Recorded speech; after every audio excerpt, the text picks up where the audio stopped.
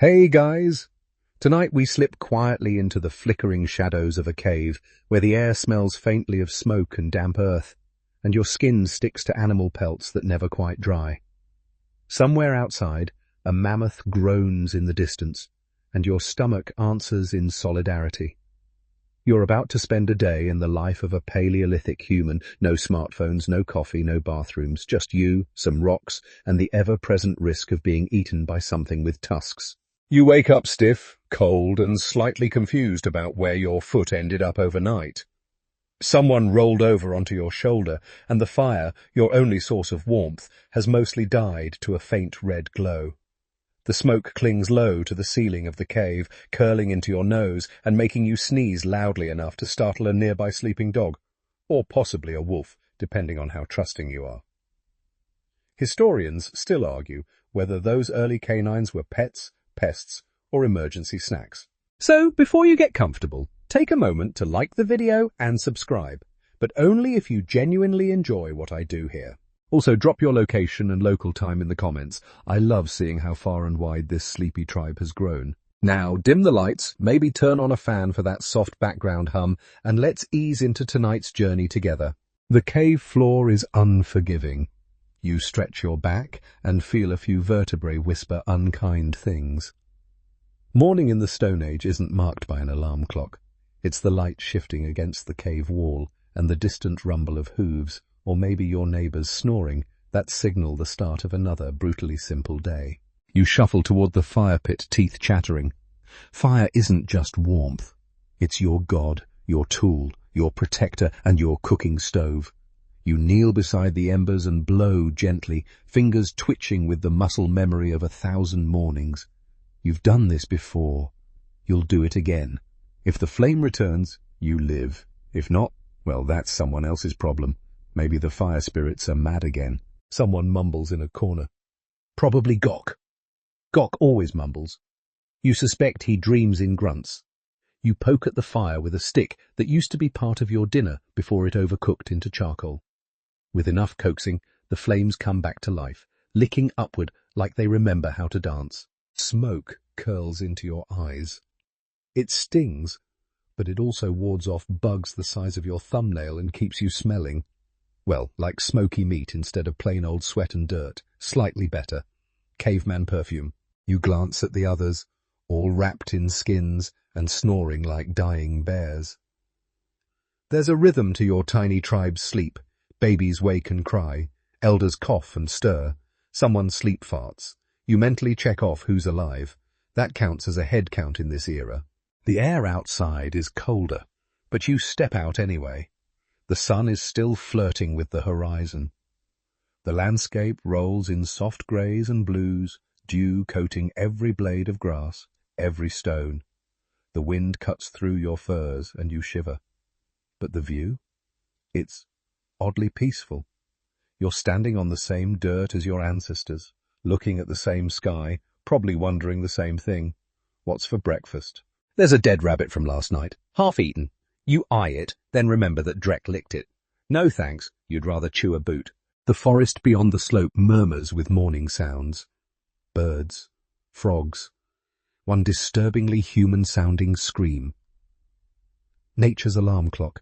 You take a step forward and almost land in something steaming. Ah yes, prehistoric lawn bombs, giant elk droppings. You make a note to avoid this spot tomorrow. Your stomach growls again. You know the day won't start properly until someone finds a root, a bug, or preferably something with a face you can roast. Meanwhile, inside the cave, Gok is still asleep. Somehow, he's hugging your water pouch. Classic Gok. You re-enter and steal it back with all the stealth of a cave ninja.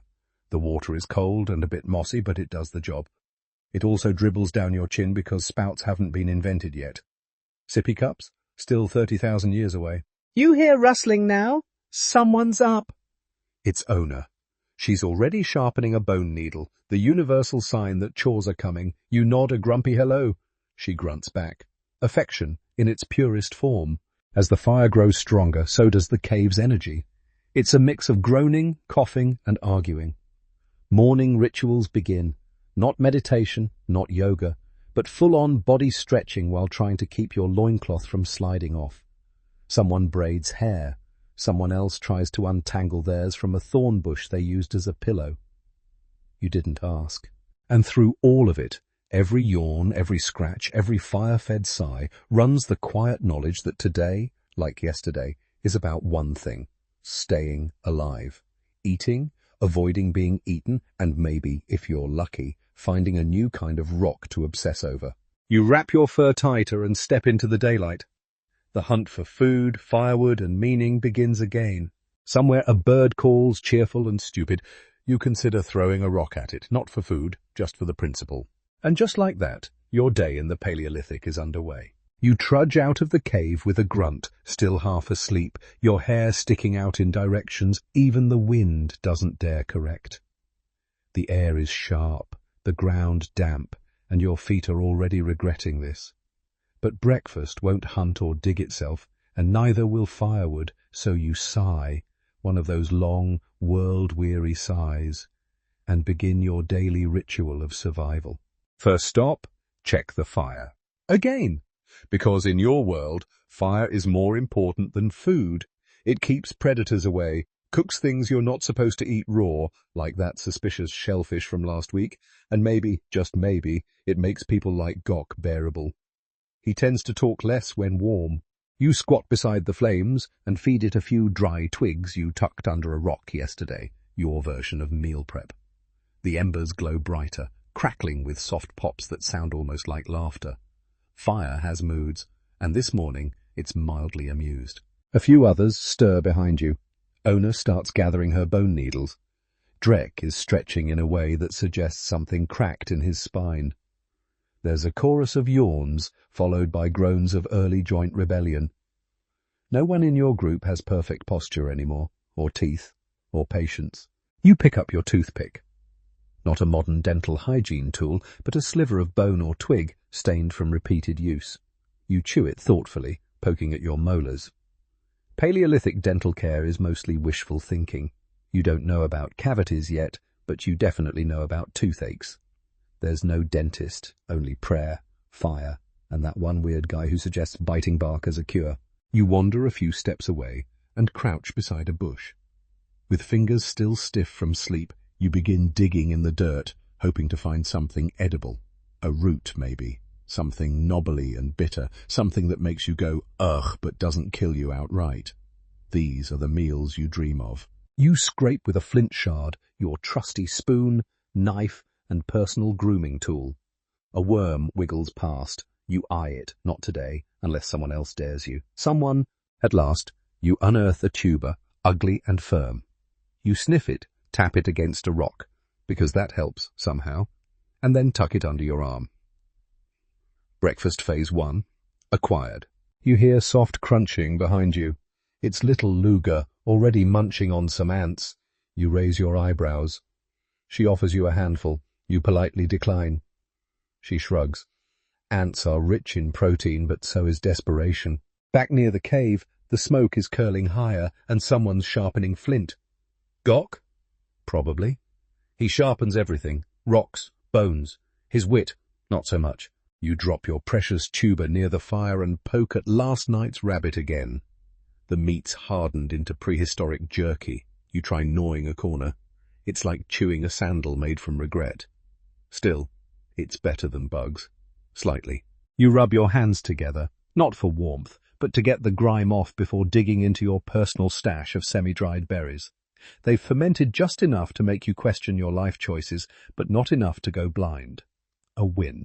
While chewing, you catch Ona watching you. She lifts her eyebrows. Trade? She grunts, holding up a hunk of charred root. You nod. A swap occurs. No words, no ceremony. Just one piece of nature's sadness for another. Welcome to Paleolithic breakfast, a thrilling combination of smoke, dirt, and low expectations. You sit by the fire now, your makeshift bowl in your lap, a piece of bark, curved from age and damp. You scrape the root with a bone, wondering if today's flavor is ash or slightly less ash. Occasionally you glance toward the tree line, watching, listening. It's not paranoia, it's experience. The forest offers food, but it takes just as easily. A hawk circles above. You admire it for a second, then remember it once stole your lunch. Your admiration cools. Now you grab your fire stick, a piece of wood charred at the tip, and begin stirring the embers again. You're not doing anything important, just pretending, like how modern people check their phones without notifications. The smoke changes color slightly. More grey. You lean back and let it hit your face. It keeps the bugs away, but it also makes your eyes water. A fair trade. You glance at your feet. They're crusted in mud. Your toenails indistinguishable from the surrounding soil. Somewhere in the future, someone invents shoes. You wish you could travel there, if only for a few pairs of socks. Breakfast over, or what passed for it, the tribe begins to split into routines. Some gather wood, others clean hides. One guy, Uga, just walks in circles humming to himself. He's harmless. Probably. Historians still argue whether early humans dealt with mental illness through care or exile, or whether Uga is just vibing with the earth. You decide to forage a little more. Maybe you'll get lucky with an egg, or unlucky with a snake. Walking through the tall grass, you think about how much of your life is defined by chewing. You chew bark, meat, grass, even bones. Your jaw is basically your most used tool. You wonder if this is why everyone's face looks like it was carved by wind. Your thoughts are interrupted by a scream, not a scream of terror, but of frustration. Someone stepped in mammoth dung again, a rite of passage.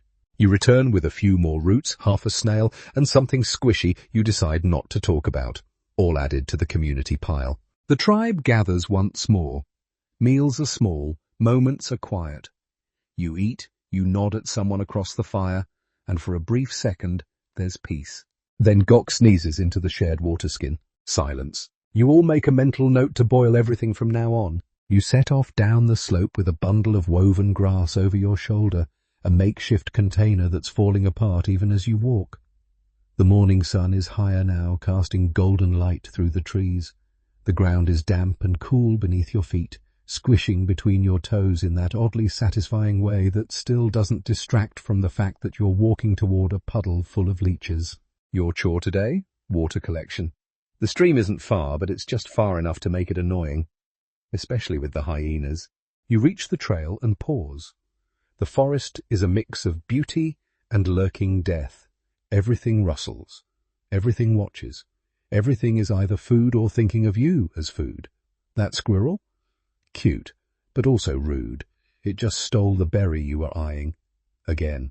As you descend, your younger cousin, let's call him Doty, follows behind, tripping every 3 steps and talking non-stop about how he once saw a spirit in the mist. You nod, pretending to listen. You're mostly focused on not stepping on anything that hisses.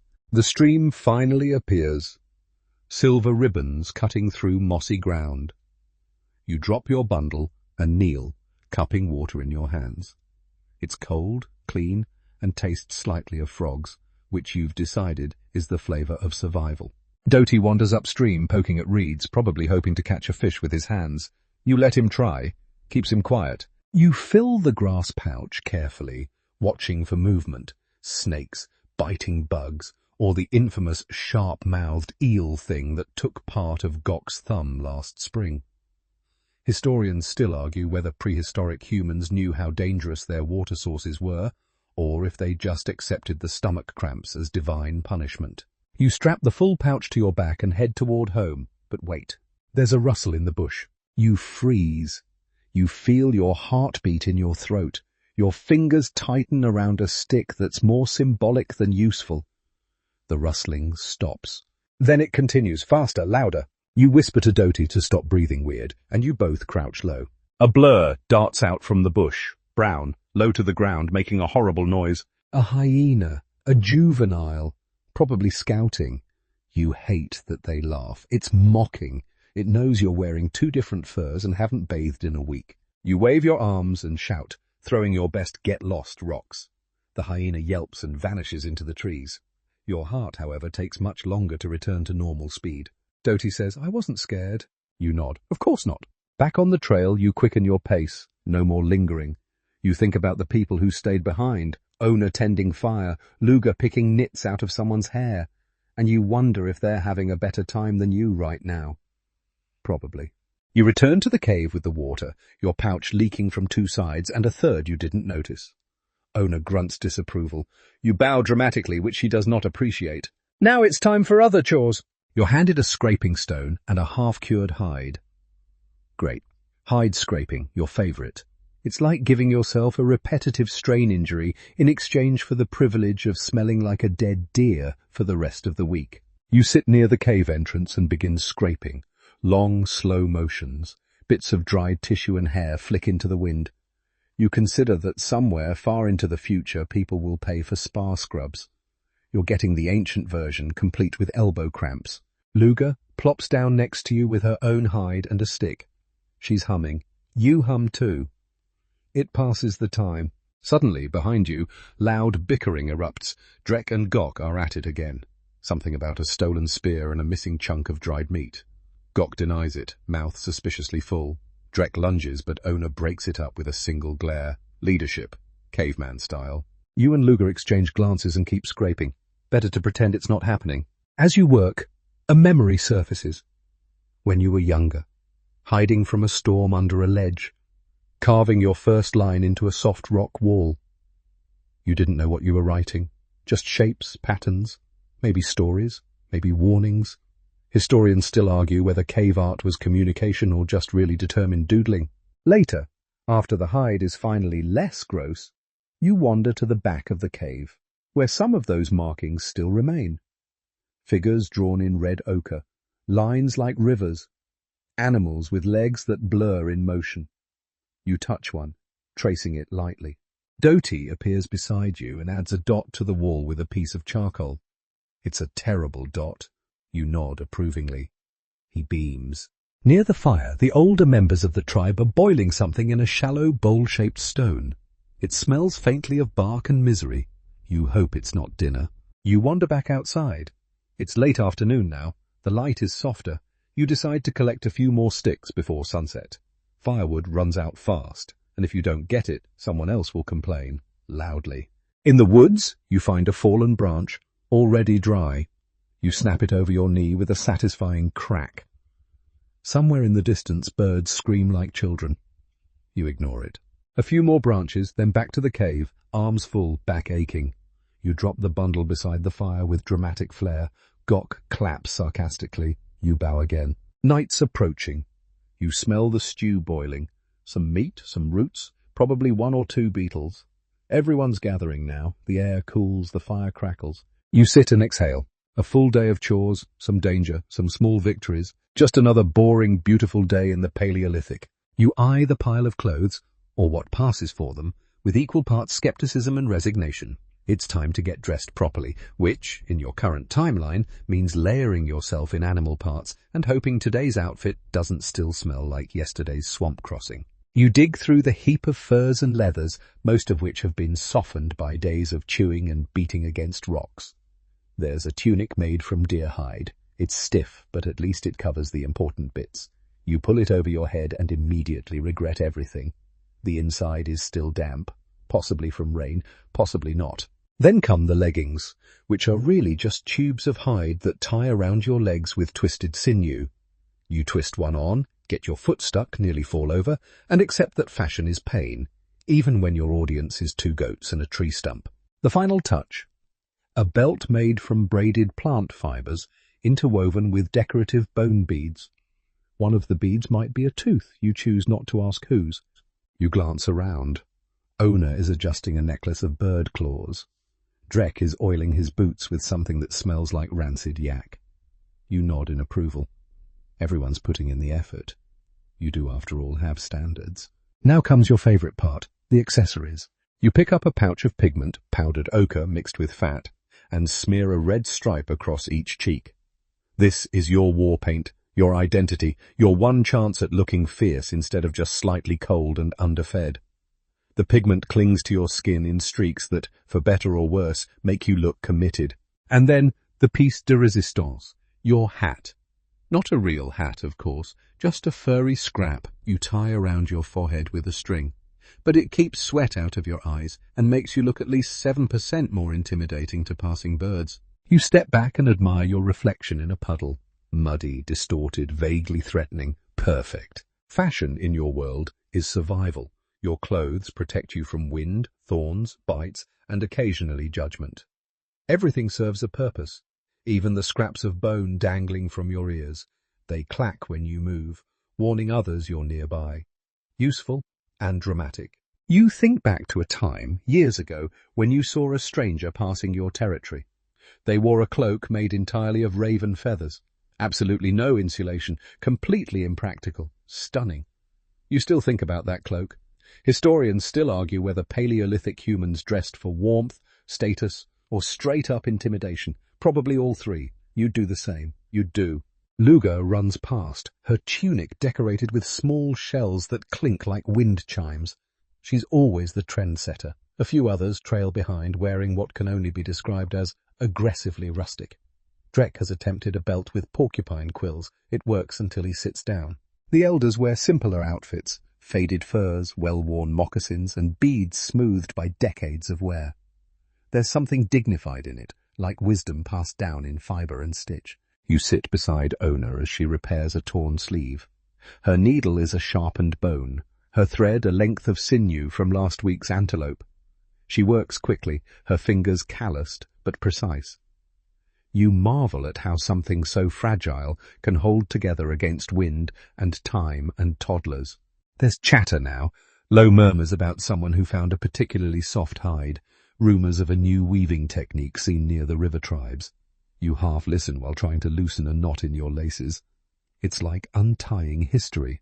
Then comes the moment that always sneaks up on you, the preening. Everyone checks everyone else, adjusting, smoothing, tying, retying. Not for vanity, well, okay, a little, but mostly because once you step outside the camp, what you wear could save your life, or at least keep your knees from freezing. Doty walks by with a feather jammed into his hair. It's enormous, probably from a vulture. He looks ridiculous, you tell him so. He grins proudly and refuses to take it off. He's going to get stuck in a tree. After the fussing and fuss is done, someone declares it's time for the showing. A few tribe members walk to the clearing and simply strut. Yes, cavemen strut. You didn't invent that. They did. It's not a fashion show, per se. It's more of a communal moment, a chance to show what you've made, what you've fixed, what you've found. One woman displays a tunic stitched with dried berries, very temporary, very bold. Another guy shows off his latest accessory, a woven bracelet made from dried fish scales. It sparkles, slightly, also smells terrible. He's proud anyway. Even babies get in on it. One toddler toddles by in a tunic that's clearly made from squirrel hides. 4 of them. You do the math. And yes, sometimes this turns into rivalry. Nice teeth necklace. Gok mutters to Drek, clearly jealous. Drek replies with a flex and a dramatic swirl of his cape, which is just an old bearskin, but he wears it like royalty. You sit back and take it all in. The laughter, the movement, the crunch of feet in dust. It's not just about clothing. It's identity, memory, story.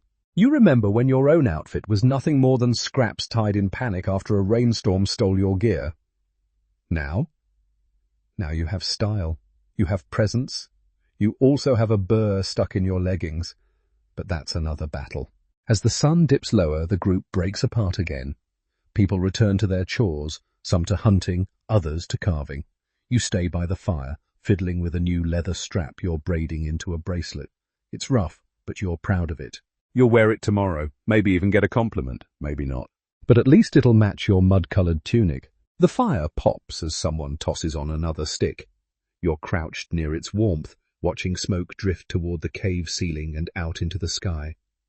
Your belly is semi-full, your clothes are mostly dry, and you finally feel human, or at least like a well-dressed primate with decent posture. Someone scratches at the wall behind you, not with their nails, but with a sharpened piece of stone. You turn your head and see Ona, her brow furrowed, carefully carving a shape into the rock. It's a mammoth. Maybe. Or a big hairy potato with legs. Hard to tell. You shift closer and sit cross-legged, entranced by the groove of the line. Around the fire, others gather. Luga leans in, holding a charred stick and dragging it across a nearby surface. She draws a figure. Stick arms, stick legs, but with 2 dots for eyes that feel strangely alive. It hits you. This is the Paleolithic version of gossip and social media. The walls are your feed. Every picture, a post, every smudge, a like or a comment, though usually by grunting or flinging dirt. You pick up a red rock, scratch it across the stone, and contribute your own mark, a sun with jagged lines for rays. Doty immediately draws a frowning face beside it. Art beef begins. But it's not just doodles, it's story. Someone leans forward and points at an old figure drawn months ago. A man with exaggerated arms, chasing something vaguely antlered. Drek grunts. That was me, with the same tone someone today might use when bragging about a viral video. Historians still argue whether these markings were used for storytelling, spiritual rituals, or just idle hands with too much charcoal. But you know what this is. Shared memory, community, proof that you were here. Outside, the sky darkens. The sun dips behind trees that stand like ancient sentinels, watching you all with quiet disapproval. A chill rolls in, but the fire's heat lingers. And with that warmth comes chatter. Ona starts it. You know about the river ghosts? Everyone leans in. They walk on the water, she says, staring into the flames. No feet, no faces, just smoke. You raise your eyebrows. Drek scoffs, but noticeably moves closer to the fire. Luger whispers, What do they want? Your voice, Ona replies. That's why you go silent when they pass. They're listening. Someone coughs. The moment breaks, but the story lingers, curling through the cave like smoke. Now it's your turn. You clear your throat and begin, voice low. Long ago, before the rivers froze, there was a girl who found a stone that could speak. You don't remember where you heard it, or if you made it up. But the words flow, and the tribe listens, eyes glinting in the firelight. This is how your people pass the time, with stories layered in whispers, laughter, and warnings. Gok interrupts. Of course he does, by loudly declaring that he once fought a saber-toothed cat bare-handed. No one believes him, mostly because he still can't start a fire without help. But it sparks a debate. How do you really fend off one of those things? Run, climb, play dead? Throw rocks at its eyes, Drek says confidently. Climb a tree, Luger counters. Offer it Gok, someone mutters. Applause. Gok throws a bone. It misses. Still, you all imagine it for a moment, that wild, striped beast, fangs like knives, muscles rippling under its fur.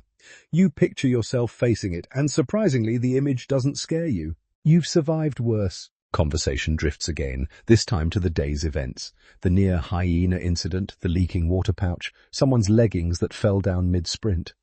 It becomes a highlight reel filled with sarcastic reenactments and exaggerated grunts.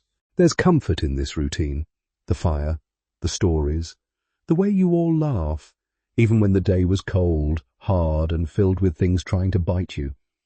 You don't have language for bonding time, but that's exactly what this is.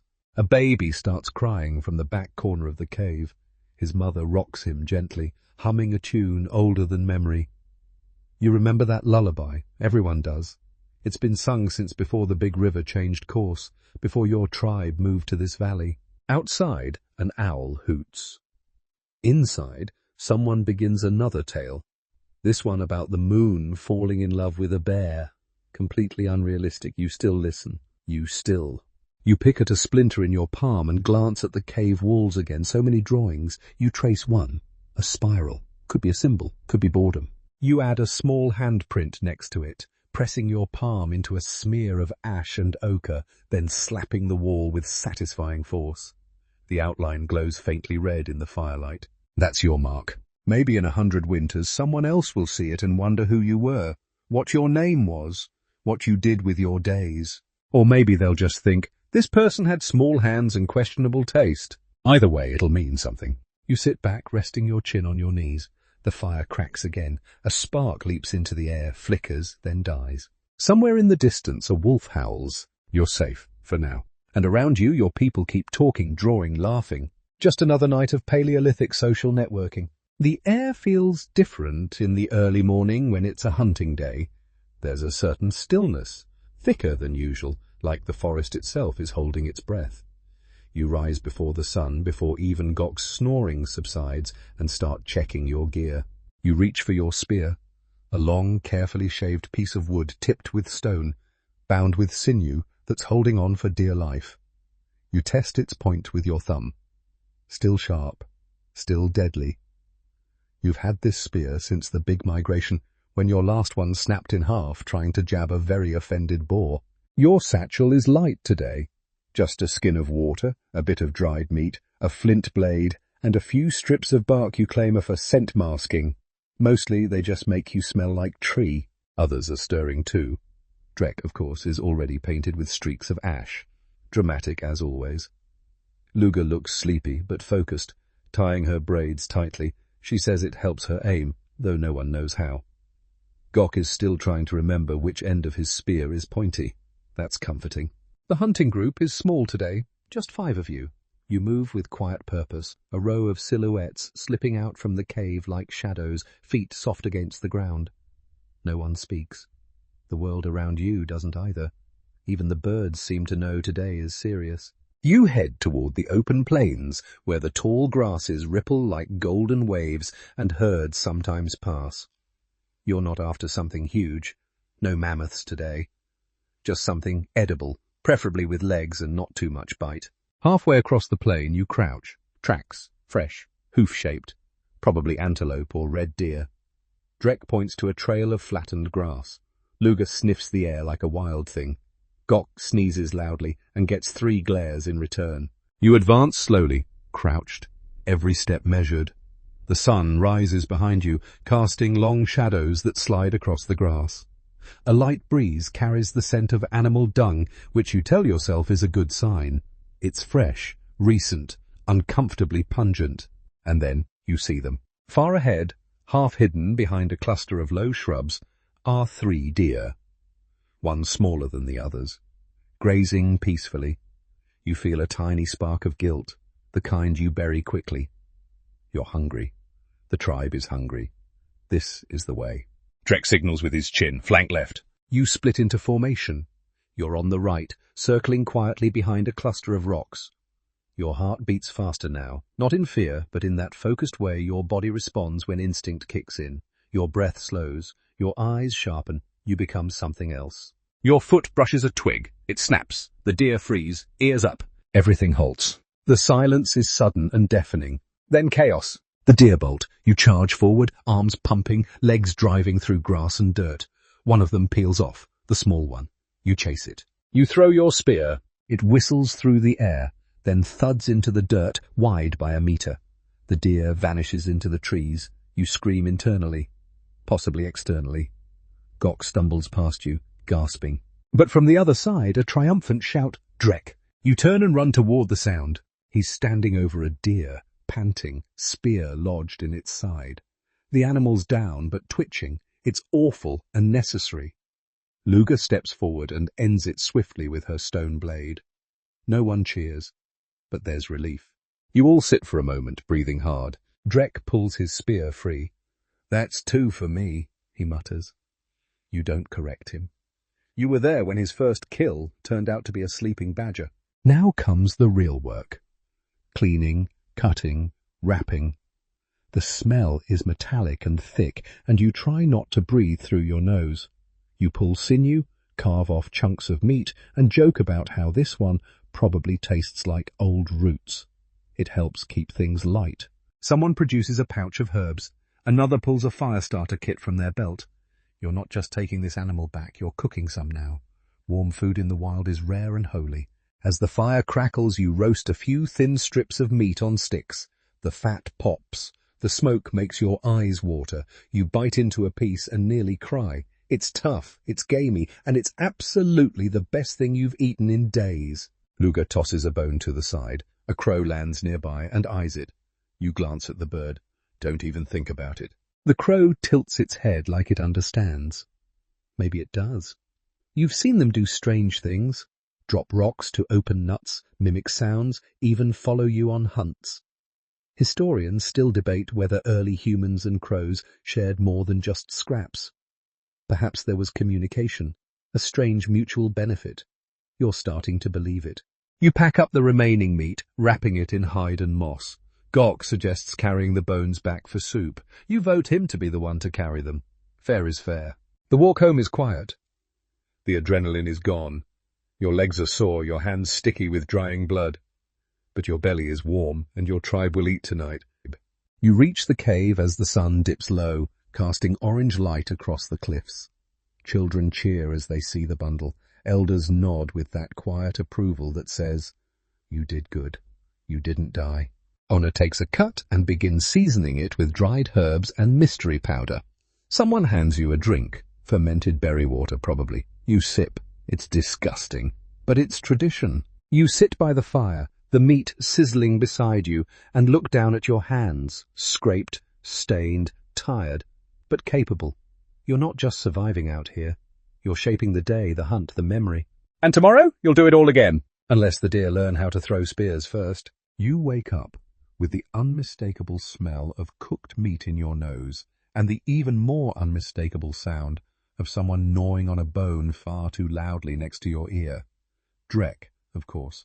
Somehow he's always the first to eat and the last to stop talking with his mouth full. You sit up, bones creaking like old tree branches, and look around the cave. The fire has died down, but not completely, and there's a nice pile of food at its edge, steaming gently in the morning light. Breakfast? No. It's leftovers from last night's hunt.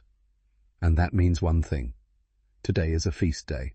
Not a festival, not a party, but a moment when the tribe eats like kings for exactly one day before the hard reality of roots and bugs returns. Meat is rare. Meat is power. Meat is also drama. You shuffle toward the pile. Gok's already there, elbow deep in ribs, wearing a face that says, "I'm full, but I'm still eating because I can." You grab a thick strip of roasted flesh, tear off a bite, and close your eyes. It's tough, it's smoky, it's amazing. Around you, others begin to gather. Kids, elders, even that one quiet guy who usually only shows up when there's food or fire gossip. Someone tosses marrow bones into a pit. You perk up. The marrow is the good stuff. Rich, fatty, soft as butter if you get it warm. You scramble to grab one. There's a rock nearby, the smashing rock. Every group has one. Smooth, heavy, perfectly shaped to crack bones open without sending shards into your face. You hold the femur in one hand and whack. Nothing. You try again. Whack. A little crack. One more. Whack. The bone splits.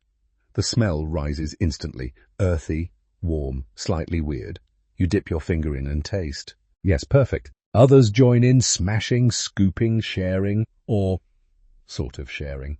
Gok doesn't share. He growls if you get too close, like an actual animal. You make a note to hide your share better next time.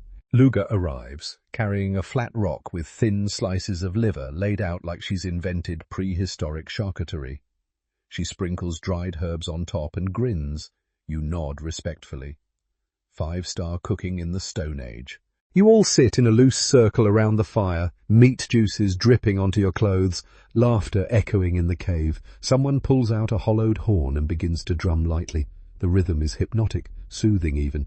You chew slowly, watching the smoke curl up into the darkness like a soft spirit. Someone brings out a fermented fruit mash, technically a drink, functionally a mild hallucination. You sip and feel your lips tingle. Your cousin takes a gulp and starts telling a story about a dream where he flew over the mountains on the back of a flaming goose. Everyone nods like it's completely normal. Historians still argue whether ancient humans had formal rituals tied to food, or whether these feasts were spontaneous events based on mood and meat levels. You know the truth. Food always brings out the ceremony. The moment someone bites into something tender, something delicious, the atmosphere changes. It becomes sacred. Even if someone's picking their teeth with a stick made from raccoon bones. Mid-meal, Drek decides to stand up and declare himself master of the hunt. You've heard this before. He puffs his chest, raises his hands, and begins to describe, in great detail, how he single-handedly defeated not one, but 3 deer. Everyone knows there was 1 deer, and that Luga did the killing. But you let him have this. For entertainment, of course. You throw a small piece of gristle at him, it lands in his hair, laughter erupts. Honor begins humming a low, familiar tune, something that sounds like water trickling over stones. Soon, others join in. It's not a song with lyrics, it's more like sound painting. The rhythm of chewing fades into soft vocals and tapping bones. Then comes the dance. It starts with Luga hopping to her feet, arms up, twirling slowly. Her necklace of dried seeds rattles like rain. A few children join her, mimicking her movements with wobbly knees and exaggerated steps. Someone slaps the ground rhythmically. A beat forms. Others join. You sway slightly. You don't want to dance. But your foot's already tapping and your hands keeping time against your thigh. Gok stands too. His dancing is mostly jumping and spinning with wild eyes. You move farther away, just in case. Eventually, most of the tribe is moving, some with grace, others with chaotic enthusiasm. It's not choreographed, it's not elegant, but it's full of joy, of heat, of something primal and real. The fire burns brighter. The laughter grows louder. For a moment, you forget about the cold outside, the long days, the danger, the dirt under your fingernails. You just move. But all good feasts wind down. Eventually, the children slump against the cave wall, giggling in exhaustion. The drumming fades. The humming slows. The food is nearly gone. Bones picked clean. Stones scraped dry. You sit back and let out a long breath. Your stomach is full. Your muscles are sore. Your mind is strangely quiet. Gok is asleep, half-chewed bone still in his hand. Luga is plucking feathers from her tunic, muttering about how dancing and geese don't mix. Ona's staring at the fire, a soft smile on her face. You lay down on your fur, staring up at the stone ceiling. Smoke curls above, like a slow-dancing ghost. You think of the marrow in your teeth, the songs in your ears, the feeling of full-bellied peace. And you think, maybe, just maybe, this is the closest your people get to happiness. Meat, music, movement, and maybe a little fermented fruit. The fire has settled into a soft glow. You're lying on your side, half dozing, when you feel the unmistakable shuffle of someone sitting down much too close. You crack an eye open. It's Ona. She's braiding her hair with slow, deliberate fingers, eyes fixed on the embers. You recognize that look, half dreamy, half plotting. The universal expression of someone about to talk about their crush. Sure enough, she says, do you think Drek likes me? You blink. Like, she continues, in a mating bond, let's share a fur kind of way. You sit up. You're not sure if you're equipped for this conversation. But then again, who is? Welcome to Paleolithic romance, where subtlety is rare, and courtship mostly involves exchanging weird-looking rocks and not throwing spears at each other. You offer a thoughtful grunt and say, he gave you that rabbit skin last week, didn't he? She nods, but he also gave one to Luga. Complicated. You consider the facts. Gift of meat is interest. Second gift of meat are mixed signals. Also shared meat with rival equals flirting treason. Cave love triangles, you sigh. But the thing is, this isn't just about meat. It's about survival. A bond means partnership, someone to hunt with, sleep beside, help raise your screaming, snot-covered offspring who will eventually throw rocks at you. It's not just a crush, it's a commitment. You remember when your aunt told you how she met her mate? He fell into a pit. She laughed. He didn't die. And the rest was history. That's romance. Now Drek walks past, not noticing either of you, chewing on dried fish. Ona huffs. He looked at me, then looked at the fish. She kicks a pebble into the fire. I'm the fish. You pat her shoulder. He's probably just stupid. She nods solemnly. That's fair. Nearby, Luga is braiding grass into rings. She's surrounded by younger girls, all whispering and giggling as she tells a clearly exaggerated story about how a man once fought a mountain lion for her attention. The lion apparently bowed and walked away. No one believes it, but everyone loves it. You lie back and watch the smoke curl upward. It's strange, this part of life, so full of silent glances, awkward gestures, and tense campfire moments. You've seen people fall for each other over shared firewood. You've also seen entire hunting groups collapse over one flirty joke gone too far. Historians still argue whether early human courtship was more about emotional bonding or purely resource-based partnerships. But you've seen both. You've seen someone braid a necklace from river reeds just to impress someone, and you've seen Gok get hit in the face with a rib because he tried to flirt too hard. Romance, as it turns out, hasn't changed all that much. Later that day, after the sun slides low and shadows stretch long across the valley, the subtle rituals of attraction become more obvious. People start sitting closer than usual, sharing drinks, touching elbows and pretending it's an accident. Someone starts a song, soft,